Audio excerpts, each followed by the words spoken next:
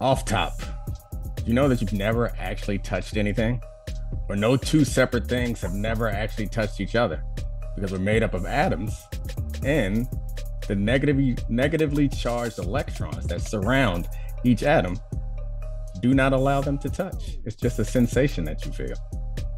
Play the music. This is the Domonique Foxworth Show.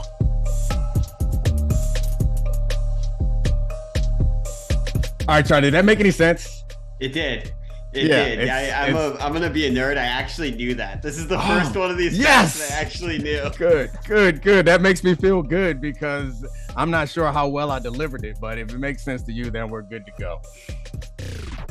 It's kind of weird though. I mean, never ever. So like that catch that Jefferson made, the one-handed one that on 4th and 16 that he took away from someone, trying to tell me he never touched it. I don't know. I guess there is no such thing as a catch anymore. I'm falling deep into Dez didn't catch it. Yeah, Cowboys fans will disagree, but they're back in Lambeau getting L's again like they always do. All right, Charlie, I see that you got some games for me that we're going to play. I'm excited about this. Let's get right into it. Let's not mess around. Give me some games. Okay, so the game that we're going to play today is called Take Rater. I want you to rate the hotness of takes on a scale really from, 1 to 10, 1 being a Bill Barnwell nuanced take, 10 being a Stephen A. Smith scalding hot take. So it's really the scale is really from well actually to unmitigated gall. But we'll go 1 through 10 for it to make sense. An example of thoughtful is, hey, let's look at the totality of Josh Allen's season. He's been hurt. There's injuries around him.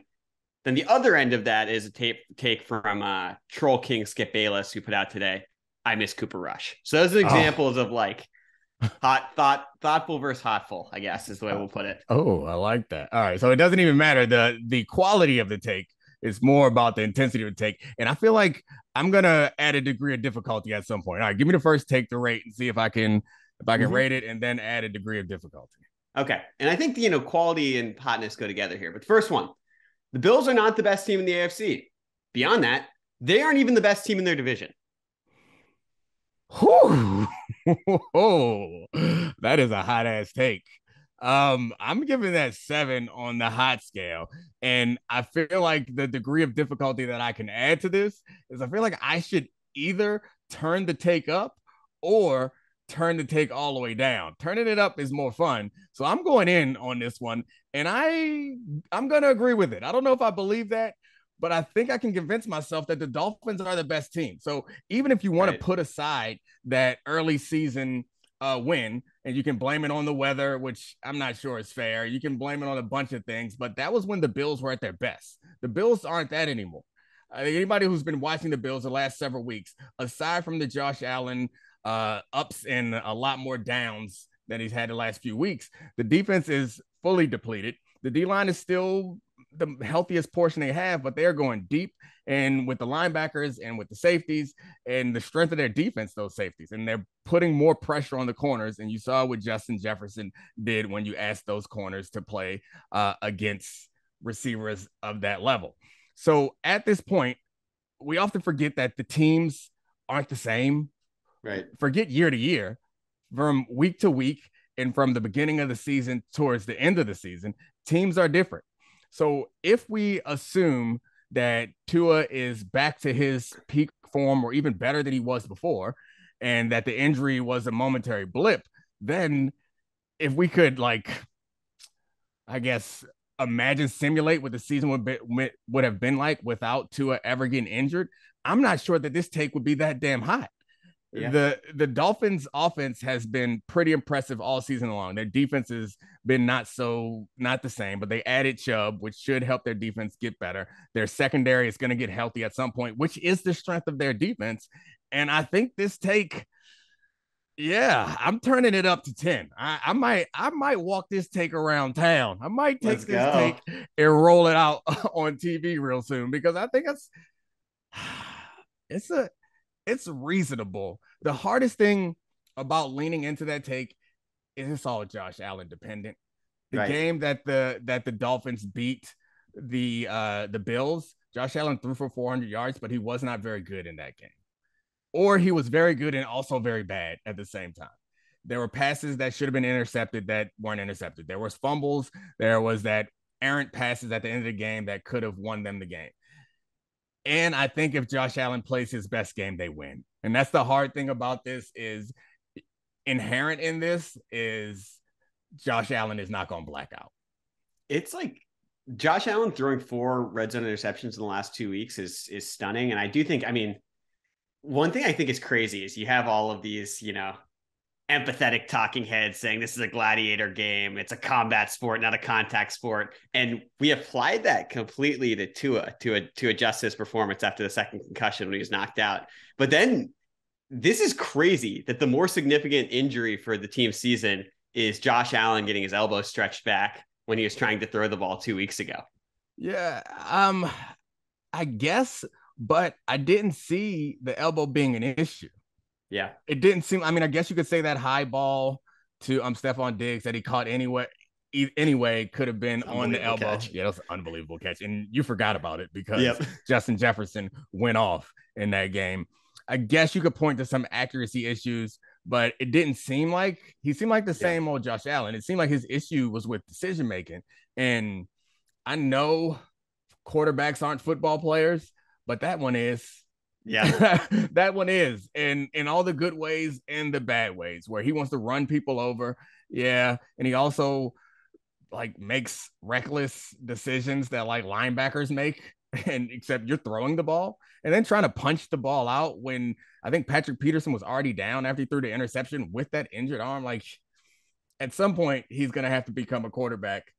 And I guess that also like limits his ability to completely go off and black out and beat any team out there. But I like this take. I like it. We're going to turn it up to unmitigated gall status. And I might walk it around a few more hours and see if I'm going to roll it out on the main streets or get up on Tuesday morning.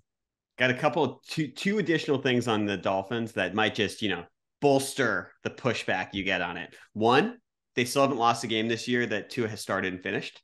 I know wins are not a QB stat, but that's a nice little thing to have on the back burner. And then 2, the Jeff Wilson, Raheem Mostert combo, they couldn't run the ball early in the season. And it looks like they figured out Mike McDaniel and the Shanahan scheme, and they have 2 running backs that know to do it. And they're both really explosive.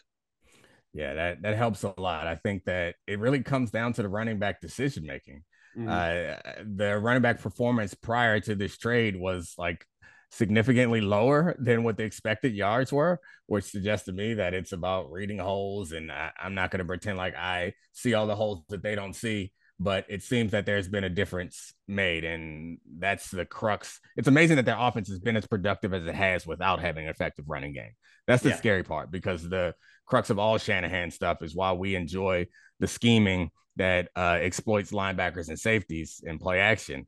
Being able to run the ball, you go all the way back to the 90s with Mike Shanahan. That's always it. It's like we can run the ball even without a dominant offensive line or a top level running back. But if you get one in there who is top level, it gets really scary. All right, what's next? All right, next one. Second take. Justin Jefferson proved your theory about wide receivers wrong. He's a slot guy, at least half the time, who totally changes the way the defense can and has to play the Vikings.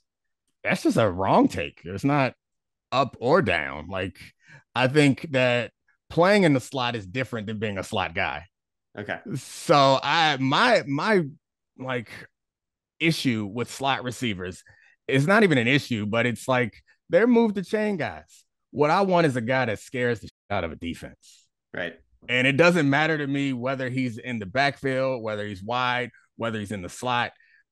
Justin Jefferson, they move him there, they motion him there, and it gets him quality matchups. The point is, when you're playing defense, and I think I view offense from a defensive perspective, which is why athletic quarterbacks scare the hell out of me, because it feels impossible. And from a cornerback's perspective, and my guess also as a defensive coordinator's perspective, the worst thing you can do is give up big plays. Like I'm down to live another day. If Amon-Ra St. Brown is cooking me in the slot for 8 yards a pop, it sucks, but like I'm going to hope at some point they make a mistake or we make a big play.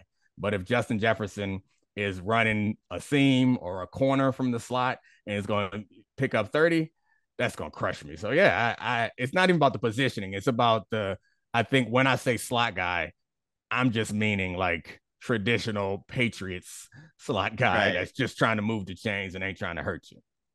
First downs, not chunk plays. Yeah, I Got hate it. junk plays.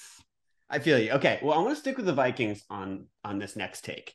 Mm. And it's because I was looking at the gambling lines for today. Did you know the Cowboys are a 1.5 favorite over the Vikings next week? I did And not know that. and I think that if that's the case, if that's what Vegas is going to say, if that's what the public's going to say, I'll view the Vikings as the co-favorite in the NFC, a true co-favorite if they beat the Cowboys next week. If they be the Cowboys, a true co-favorite, it's impossible. No, I can't. I can't. I can't go with that because the Eagles have been, well, they haven't. I was gonna say they've been unbeatable, but they haven't been beaten. So like, it's Yeah. not even hyperbole. Like they actually have been unbeatable. They They're played the unbeatable Vikings. against the Vikings, worth Yes. noting. And they destroyed the Vikings. Yeah, in the game that they played. In that big Vikings win, we have to give them credit for that win. But I didn't walk away from that game feeling like the Vikings were a dominant force. It was like Kirk Cousins was not good. He was up and down, but Yeah. when he was bad, he was really bad. Dalvin Cook had a monster run, and it required Justin Jefferson to like make 3 catches that nobody makes regularly, even him. Like it just feels like they are good, but I wouldn't put them on co-favorite levels with a healthy Eagles team. I think that they're still going to be second. It's going to take a lot for outside of injury to Eagles key players. It's going to take a lot for me to move anybody else up there to be in the conversation in NFC with competing with the Eagles. And I mean, Is I that guess just Cousins? Is it just Cousins that's holding the Vikings back there?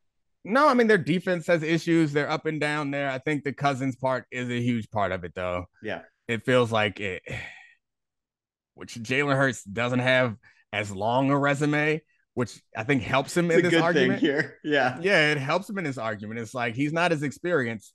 His little bit of experience wasn't great in the playoffs, but right now we still have that like what he can be. Look, and we already know what Cousins is. Cousins is an above average, I think, Yeah. NFL starter, like a real franchise quarterback, but he is not going to be a world beater, even though he's good at the end of game situations based on their record the last few years. Yeah. The thing I think is a little bit interesting about the Vikings team, and I'm just as guilty as everyone else is not taking them seriously, is that now that I'm actually like looking at them in big games, they have a lot of good players on their offense. And early in the season, there were all these numbers that Dalvin Cook was a much less efficient runner because he wasn't breaking off big runs. If yesterday or Sunday was indicative of the fact that he's going to break off some occasional big runs, he's a chunk play guy. Justin Jefferson's a chunk play guy. Adam Thielen's still a really good red zone receiver. And TJ Hawkinson, who I think a lot of people wrote off as TJ Blockinson when he was in Detroit, you know, he has 16 catches in his first 2 games with the Vikings and looks like someone who was actually taken at the top of the first round. That's like the second draft edition of someone who's another actual weapon for that team. Yeah, but the defense has lots of issues. Patrick Peterson is playing well, but he's old. They have 2 good pass rushers, which this is why you can't write them off, is because those Zadarius Smith and Daniil Hunter are like they're take over the game type of guys, and Pat Peterson could create an interception here or there, which could put them in a situation, but put them in a good situation. So, like, could they beat the Eagles? Yes. Would I bet on them to do so? Absolutely not. It's just there's too many weaknesses on this team relative to that Eagles roster. And beating the Cowboys is a different conversation. I could see them beating the Cowboys. Man, the Cowboys game. I don't even want to talk about that game specifically. If it's in your questions, we'll go into it. But it's just all right. What do you got next? All right. I skipped the Cowboys one because I thought Skip Bayless's take was just hilarious if I missed Cooper Rush. It was enough. Okay. The next one I have is, I think for a lot of this year, we have said Saquon Barkley is the best running back in the NFL. He's the best runner in the NFL. That's the phrase that I want to focus on here. The best runner. Okay. I don't think he is. I think Justin Fields is the best runner in the NFL. Better than Saquon Barkley at running the football. I saw Justin Fields in the man's day, and I know the man's name, but I'm not going to say it because Justin Fields, the quarterback, ran right into a safety on the goal line, and that safety didn't play another snap for the rest of the game. And that wasn't even Justin's first or second most impressive run. I feel like that might have been the third most impressive run. Running away from Jeff Okudah was number one. I would say no. So first of all, that is a 10 on the scorching hot take scale. It's an absolute 10 on that scale. However, you have to take into account the advantage you get when you're running the ball as a quarterback. And part of his advantage is the scrambling and his ability to throw in the position that the defenses are in. So, given the same circumstances, if we could ever get a defense to behave towards Saquon the way they would for Justin Fields, I think Saquon would do better things than Justin Fields is doing. And if we put Justin Fields in the backfield and let Daniel Jones hand him the ball with no receivers, I don't think he comes close to the performance that Saquon the games that Saquon has been able to create. So I'd say I love it as a take. It's a 10 for the scorching, hot, unmitigated gall ability of it. The Stephen A-ness of this take is a quality take to get people talking and get people thinking. However, when I really buckle down on it and think about it, Justin, then I start imagining what he does to people in the open field. And Lamar's not in this conversation at all. So which means you put Justin Fields over Lamar as a better runner? I think so right now, actually. I mean, he's certainly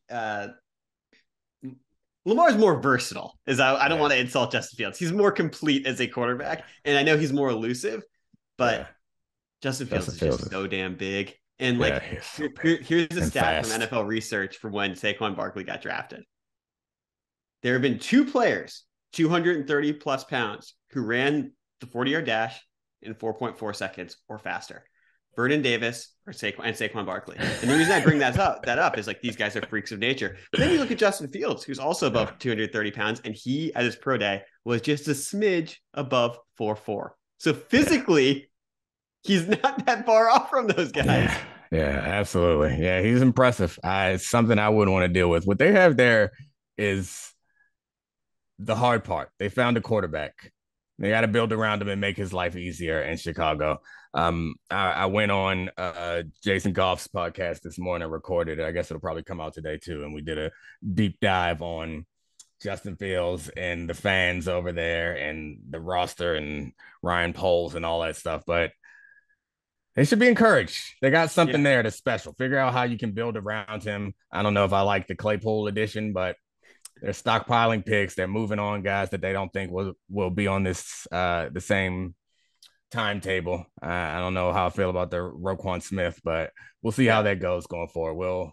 We'll be watching that, and Justin Fields will be watching it too because his whole career is in their hands. He's must watch now. He's the red zone MVP of the season. That's hands down. He's taken over that channel. But my question, I did one other question because we had joked earlier in the season about he should demand a trade. I guess we could say that we joked, but I was pretty serious about it. I totally agreed with you. I kind of think that he shouldn't, even though they're losing, because I think that you might say they're not developing him properly. But I kind of think that the last 5 games, they are putting him in position to succeed. And I think that's all you can ask for with a young quarterback who has certain limitations. Absolutely. No, I think that maybe he should not demand a trade anymore. The Claypool edition is not one that I like. Yeah. We'll see what they do this offseason. But that is when I think the rubber really meets the road for Justin Fields, because there are so many other teams that I think, I don't know, anybody who drafted before them, I feel like would be in better shape right now than, and Justin Fields might be in a better position. 49ers come to mind, first of all. It's like, that's the first one that comes to mind. It's like with Justin Fields out there, they might win the Super Bowl. Maybe even with a healthy Trey Lance, because we don't know what capability he has. And that was I couldn't separate the two, because when Trey Lance got drafted, the reports were he had the highest ceiling because he was such a special athlete. Mm-hmm. Justin Fields is kind of exactly what we were hoping Trey Lance would be this year. Shanahan and the talent around him, we were expecting a slightly more efficient passing game because we've seen that with, Nick bleeping Mullins. But the overall physical dominance that we're expecting from Trey Lance. Jimmy Garoppolo's not good, guys. Yeah, we'll get there. I got one Nick of those. you got. Oh, I'm sorry. Let's go to that one next. Okay. Okay. Cool. So there was a stat that was on the Chiron yesterday that Jimmy Garoppolo is 10-2 in games he hasn't thrown a touchdown pass as a starter. Amazing stat. Here's my take. Could be our take. We'll see. The 49ers can make the NFC Championship game without Jimmy Garoppolo throwing a touchdown pass in their first 2 playoff games. I'm not saying they're going to beat the Eagles. They can make the NFC Championship game. So we're looking at Seahawks, we're looking at Colts, we're looking at Vikings potential. That is a very hot take. It's up there in the 8 range for the heat of the take. I don't believe it true though. I think Jimmy's gonna have to throw one of those screen passes that Debo can take to the crib. He's gonna have to do that at least. If you put some air yards on that, if it's a 10+ air yards touchdown, yeah, I'm with you. But he's gonna throw a screen pass to I don't know, McCaffrey or Ayuk or somebody, so and then he's gonna get a touchdown for 30 yards. That's what happened last year in the playoffs. Yeah. Well, this is the thing. You look at that now that Eli Mitchell's back. 2 explosive guys in the backfield, 3 if you include Debo. Christian McCaffrey and Eli Mitchell. The receivers, Ayuk is a different player than he was when he was in Shanahan's doghouse. They have Debo.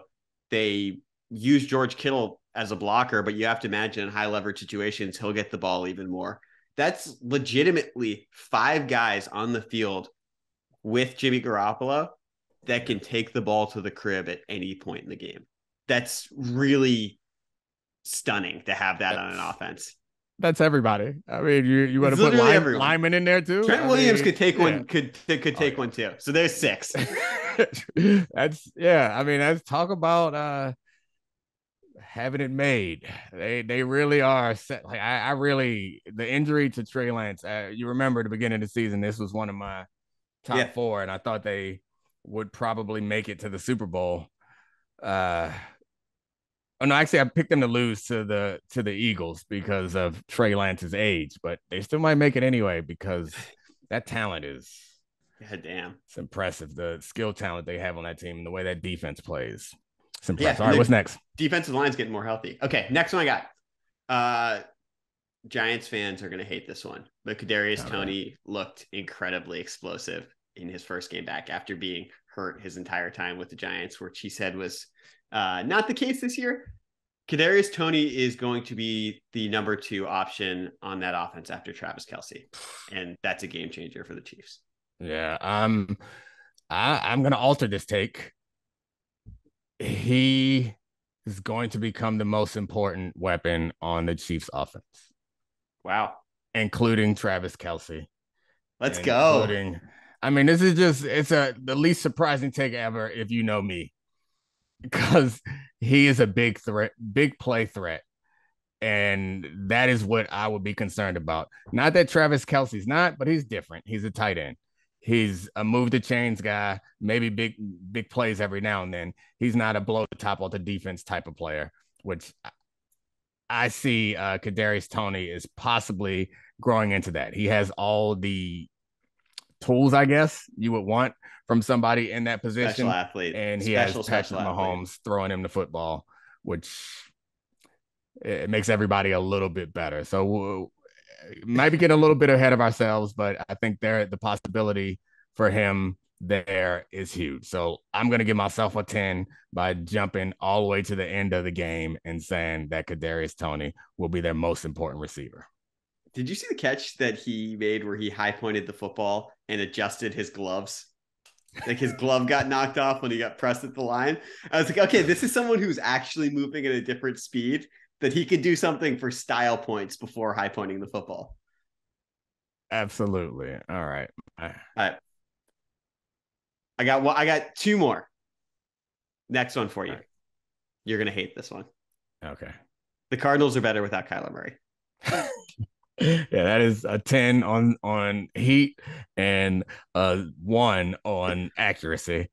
I could get behind Cliff Kingsbury is better without Kyler Murray, maybe, but Kyler Murray, Kyler Murray's just too talented. It's just too talented. I know he hasn't been good this year, but the ceiling on the Kyler Murray experiment is much higher than anyone else's. I mean, the argument for it, I think, is someone play within the system type of stuff, which means that you're banking on Cliff Kingsbury being able to out scheme. So I guess if you believe that, you also believe that Cliff Kingsbury is an NFL quality offensive mind who's being hampered by a player who refuses to study or follow the system, right? That's the argument that you're making, and I just can't go that far because I can't extend Cliff Kingsbury. And I guess it's not fair of me because he's had success offensively in college a bunch of places, and we've only seen him with Kyler Murray. And so if Kyler Murray is sabotaging his offense, then I guess he sabotaged it his entire time in the league.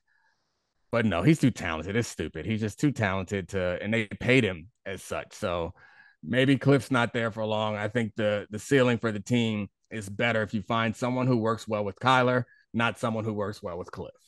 Yeah. I mean, did you see that clip in the Hard Knocks episode, the in-season Hard Knocks, of DeAndre Hopkins telling Kyler Murray not even to look at him when they went back to the sideline? Because, he's looking over at Colt McCoy, a lot of high fives, a lot of hanging out on the heated benches, a lot of getting Rondale Moore the ball in space. Okay. Happy team, happy life. Okay. Yeah, I mean, maybe they'll be happier, but I don't believe this take. I just I had to kick the kid down the road. I like it. All right, so the last take is obviously Jeff Saturday is coach of the year, right? As of now, hands down. But the last take that I have, I could guard Tom Brady on a wheel route. Yeah, that is a perfect take because it is accurate and hot. Yeah, I think you absolutely could. You're like still in good shape. You still participate in athletic endeavors. Tom Brady does not. I don't care what you say. Tom Brady does not participate in athletic endeavors. I think Tom Brady at 35, you might be able to guard on a wheel route. So I absolutely believe that men of average average athleticism could probably run with Tom Brady on a wheel route, especially if he can't stay on his feet. He just did a slide and a kick tackle. I guess that's what he was doing. And since he was in Germany, he's going for the old slide tackle. It was a mess. That was such a bad decision by everyone involved, like calling the halfback pass, then choosing to throw it, and Tom Brady's kick slide. It was a mess. It was hilarious. If they had lost that game, that highlight would have gone way, way more viral. It would have been butt fumble-esque, but they won. It was sharp at the end of that game. Yeah. I mean, I don't know. I feel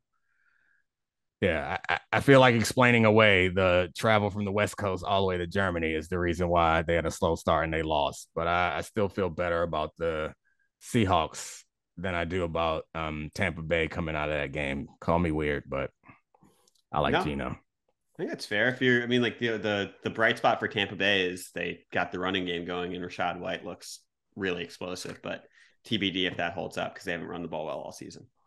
How we do gambling? Not great. 0-3 this week, but I blame 0-3. Really, I think that we should have been 3-0, but we were 0-3. Like the Cowboys, they blew that one. The Cowboys had the cover for us at -5, but Mike McCarthy, thanks for giving us a loss there. He didn't want to see us succeed. The Chiefs, Isaiah Pacheco, thanks for that red zone turnover because we were one touchdown away from covering the over in Chiefs Jags. So that one, write that off. Good decision, bad outcome. And the third one, Seattle versus the Bucs in Germany. We just explained that they were the better team. Weird game. Yep, I like it. Well, we're 0-3, but I like the logic behind our bets, and we're 0-3 this week, so it brings us to 500. This is really depressing. I was really proud of the fact that we had been staying over 500, but this is how it works. You gamble long enough, eventually the house catches up. We need a good week. Get us back on top. All right. Anything else? You want to hit any other sports, or should we go to Roses and Thorns? Roses and Thorns time. All right. Thanks, Charlie. He's so good. How has Domonique been lately? Bad or good? Let's find out. This is Roses and Thorns. Welcome Oh no, not welcome. We don't say welcome. We No, say normal you count down. they. I know, but you already counted down for me, and then I say something to the effect of time for everyone's favorite Foxworth, Ashley, my wife, Roses and Thorns. What up, You're Ashley? everyone's favorite Foxworth. You don't believe that. No one believes that. It's fine. I was gonna say that I'm polarizing, but I don't polarizing suggests that there are lots of people who really like me and people that really hate me. I feel like there are people who really hate me and people who think I'm all right. Like I don't feel like there's a fervent Fox hive. I guess it would be a hole, maybe. I don't know. Who cares? Foxhole, that is so good. Oh my gosh, if ever you like were to spin off this spin off, well, this isn't a spin off, but like it should be called the Foxhole. Thanks, buddy. All right. Roses and Thorns. First of all, I feel like the YouTube audience needs to know that you are breaking out or something. I don't know. I don't know. You are much more concerned about the way things appear than I am. So I wanted to make sure that if people are watching, they should recognize that Ashley's rich skin. Oh my gosh, shut is, up. It's too delicate. It's sensitive. It's not rich, it's sensitive. Yeah, I mean, rich people I know, but can it's afford so to be weird sensitive. because I was Like, using products that I've always used. why are you so close to the camera? Because I'm looking at it. We just To they be can edit clear, that out. you're the only rich. Like that's well, actually, not blush. That's just my cheeks everyone are red. in this breaking out. house What the is rich fuck? except for me. Must be nice. Oh my god, yeah. He likes to perpetuate this narrative by working from a Perpetuate this dungeon narrative in the basement. It's not. It's not. Okay, you guys, you and your spoiled ass children and your spoiled ass cat like to perpetuate this narrative by getting all types of things all the time, and I don't get nothing but a sad little. By getting a face breakout. You're saying that's what makes me no, rich no, is no. my Yeah. face is breaking out. Yeah, I mean, They're rich being people so can afford to ridiculous. have. So no, this is one of my many theories of I can evolution. afford Benadryl.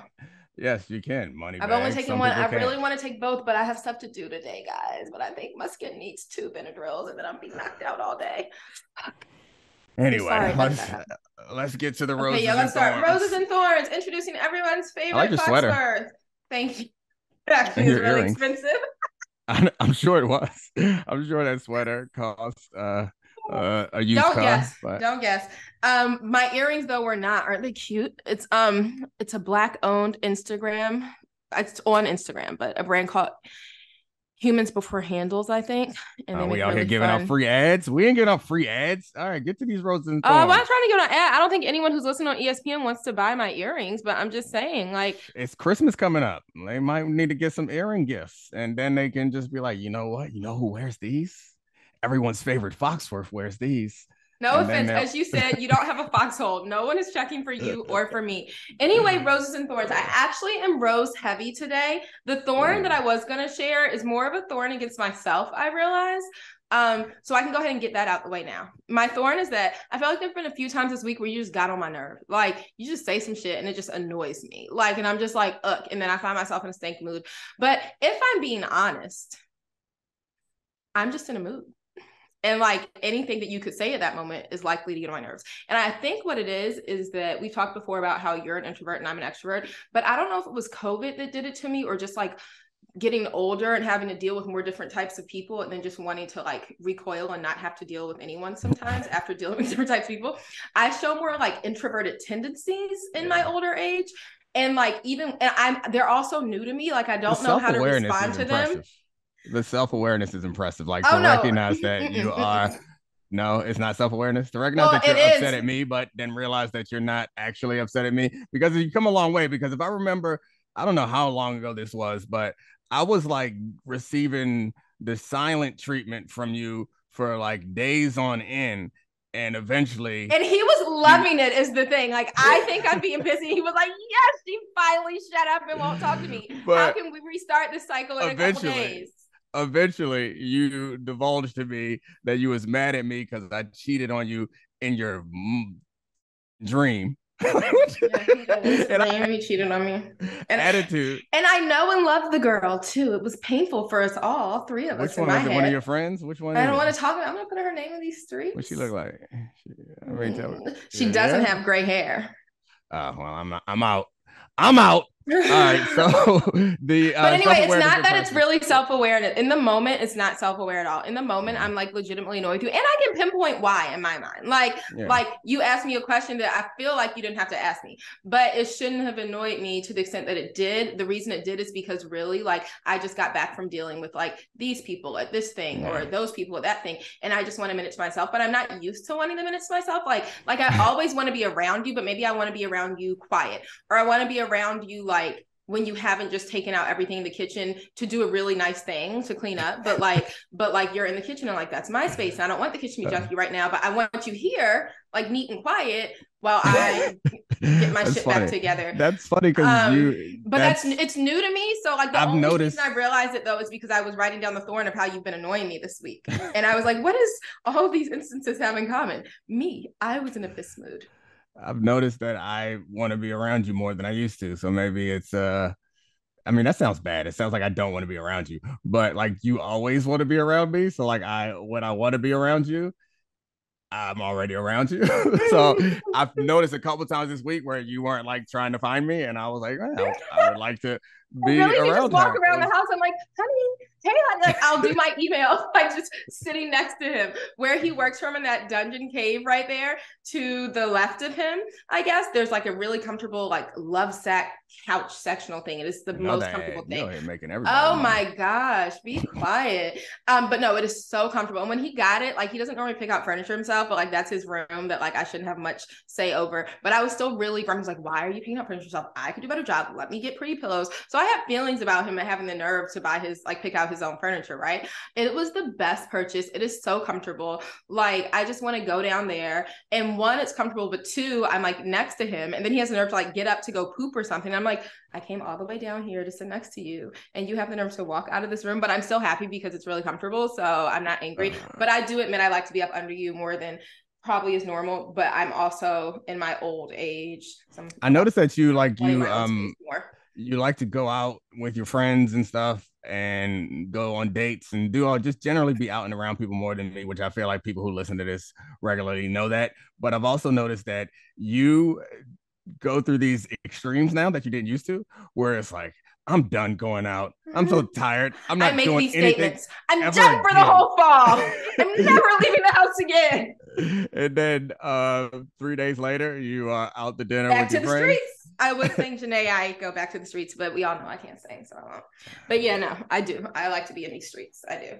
But then I like to be tired of them because I'm like literally just tired. Like right now, honey, we are about to be tired for the next like 4 weeks because our daughter, first of all, last week, which is week for, so that's my thorn, by the way. Like that's pretty much my worst thorn, which is more about me than it is about you. You're phenomenal. Our last week, our kids were like sick off and on a lot. Like everyone seems to be sick right now. Like if you have kids, if they are healthy and in school, say your gratitudes to whomever you say gratitudes to. But ours have been like in and out of school. Like I haven't had a day without them. And finally Thursday, I think they're all at school and everything's good. And I get a call right after I finish volunteering at school. Like I gotten back home for them to be like, hey, are you still here? Well, come back. One hurt herself. So our youngest, Emerson, who's a self-taught gymnast, was doing back bends at recess. And she gets mad when I say she was doing back bends. Mom, it was one back bend. It was my first one. And I hurt myself. She speaks a little funny, but you know, they say it's nothing wrong. But anyway, she broke her wrist or fractured her wrist in 2 places. It wasn't a wrist, it was a forearm. Okay. Well, upper wrist, whatever. My son gets mad if we say broke because he's like, we're giving her injury too much credit. It's not a full break. And he's a little bit jealous that Emerson got the first cast in our family. But and it's like a cast up above her elbow and she's 6.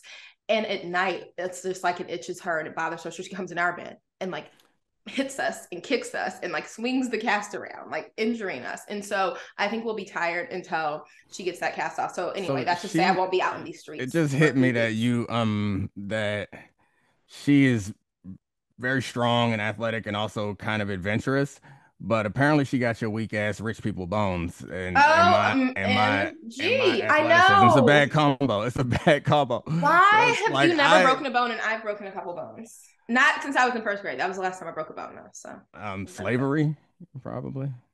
Domonique. What? You know I like to get awkward. I mean, I was in the fields. My ancestors were slaves. We was in the fields. I mean, some of mine probably half were. of them. I would say more than half. We're not gonna get into this, okay? We're not Okay. gonna get into this. Okay, so anyway, I'm just trying to be nice and be kind here. That story reminds me though of another one that I was telling someone recently. So one of my roses for Domonique is that, remember, I think last week I was saying how he was trying to annoy me by frying this turkey that I didn't want him to fry, and he was doing a practice turkey. He did it on Friday. It was so good. So that is a rose. Your fried turkey was phenomenal. The story that it reminds me of is that at my kids' school, they're really great about celebrating cultures. And so when we went in for a roots presentation, which is like in kindergarten, you go in and you talk about like your family's history. And so you get to learn about different cultures in the class. We go for my sons, and you're supposed to bring in like cultural foods, right? And my son loves fried fish, and I fry fish a lot, and greens. Like, I don't know if it's still his favorite vegetable, but he used to really like when I would make collard greens and kale. So we bring them in, and I, by the way, don't even cook them because I'm like, screw this. I just go to the local grocery store's hot food bar and pick up fried whiting. But you actually do make... I know, I did make the greens. I know, I make them at home all the time. Yeah. But the thing was at 11 a.m., I was like, I don't feel like frying fish at 10 a.m. to bring to these kids. Like, screw that. I'm getting it from Giant. So I went and I did make the greens. I made them the night before. So we bring it in, and the kids, kindergartners, asking questions. And one of them asked my son, so why do Black people like fried food? Do you remember his response, Domonique? It was so embarrassing. It was, he stood up and he said, well, when my mom starts cooking the fish, it's white. When she finishes frying it, it's brown. We like fried food because it makes the food look more like us. Oh my gosh. I was like, no, kids, no. Like I was like, I don't remember that. Oh my God. I'm glad you blocked it out. Well, I mean, the real answer is even more uncomfortable. I know. That's the best we could do. Anyway. Yeah. But he fried the turkey though. It makes it better. It makes it delicious. We came up with some great stuff with our frying. But your fried turkey was so, so good. I used it to make soup yesterday, like the carcass. It was so delicious. So that is definitely a rose. And I think generally, it's just amazing how like anything you decide to do, once you decide to do it, you do well. Like you are like a man of so many talents. And I feel like growing up, when people would be like, oh, tell us what you're good at. What are your talents? Like when like things to make you feel good about yourself, right? Like, oh, like you're just filling out a little paper, like my name is this, like, here's my birthday. Here are the things I'm interested in. Here are my talents. I feel very talentless. Like I'm smart. Like you find me attractive, at least Domonique, which is good for me. Yeah, I mean, but like objectively I'm attractive, talentless. I think. And that's always not a talent though. No, exactly. And being smart isn't a talent. I don't think I have zero talent. I never have had a single talent. Like I ride Peloton bikes a lot. But you don't. So I think I don't think this is. I have hobbies now, which I didn't even used to have, but I don't have any talents. Yeah, I mean, shopping is a hobby, I guess. It's not a talent. It is actually. I mean, so I think this is just a difference in us personality wise and mentality wise, and also probably for men and women, because no other women have talents. No. I actually think that you are probably have more like talent and potential than me, but like you characterize it like, I don't know, you generally not specific talents. No, you talk. I mean, I'm comfortable with this. No, I'm not trying. You know me. I'm not gonna lie to you just for the sake of lying to you. I would agree if I thought it was true, but I think the difference is like talent is the combination of like your effort with whatever skills you have, and you have enough skills to have a bunch of talent.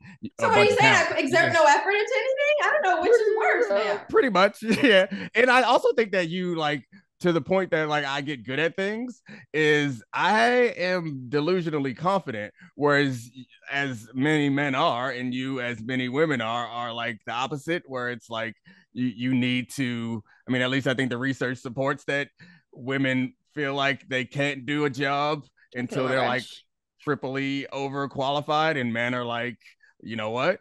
Give me a couple weeks, I'll figure it out. And that's generally my idea, and I normally figure it out. And the thing is, like, all the things that I figure out, I know that if you would try, you could figure them out, but you just don't have the desire to. But I don't know. This isn't interesting. It's just the real analysis of this is like I actually think if I stayed at home and you like applied yourself in the world, I think we'd be better off financially. Okay, this is getting a little bit deep. I'm talking about basic ass talents. Like when I was little and they would talk about talents, like talents, arts and crafts, playing sports, like doing double dutch, gymnastics, like talents, like in the way that those are like, physical, right? So yeah, you I know. are So not the best athlete. Singing, drawing. Yeah. Like I'm not talented in the typical ways, and it's come through. I'm getting good at cooking, and my old, like COVID forced me to become good at cooking. But I don't know if I would call that a talent. It's like I have to feed my family, and I hope that they eat. I mean, it's obviously a talent. Cooking's a talent.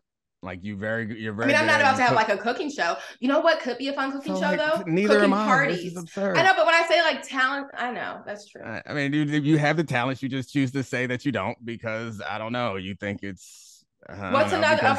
Okay. What's another one besides cooking? I was a Disney podcast. Domonique, you're just trying to get around answering. What's another one besides cooking? I believe like your eye for art and like aesthetic things, like the way that you like style yourself and your friends and family, and wear a rainbow sweater with rainbow earrings. Yeah, like only combo, a lunatic would. Yeah, that combo is a lot. Personally, I feel like you've been doing that a lot lately too, where you used to be like, all right, there's one accent piece, but now you go accent on top of accent, and throwing it. I only get this little tiny square on YouTube. I might as well, have all the accents. Adi might cut my rainbow out, so at least I have these rainbows. Never. Adi loves your rainbows. Yeah, you're right. I am very good at styling. There you go. Those are talents. All right. But I mean, you have plenty of talent I'm proud of. Okay. Anyway, thank you for that. Thank you.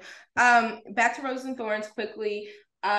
You've been just being super helpful. Like, I think maybe it's like from guilt, like because you feel like, oh, I leave a couple days to weeks. Then when you're here, you're like, what can I do to be helpful with the kids? Like you've been like leading like the laundry charge, like helping them put away their laundry. Like they can do it themselves, but it's messy, so we like to help them do it a little bit, every now and again at least. So I've noticed that. Emerson with her cast now, it's such a headache, but you wash her hair. You've been helping them with Sunday school.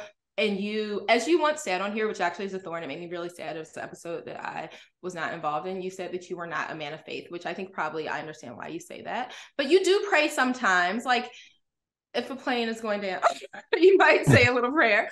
But anyway, that made me sad because while we're not like the most like religious family, like hearing my husband say I'm not a man of faith, I'm like, no, but I want you to go to heaven with me one day.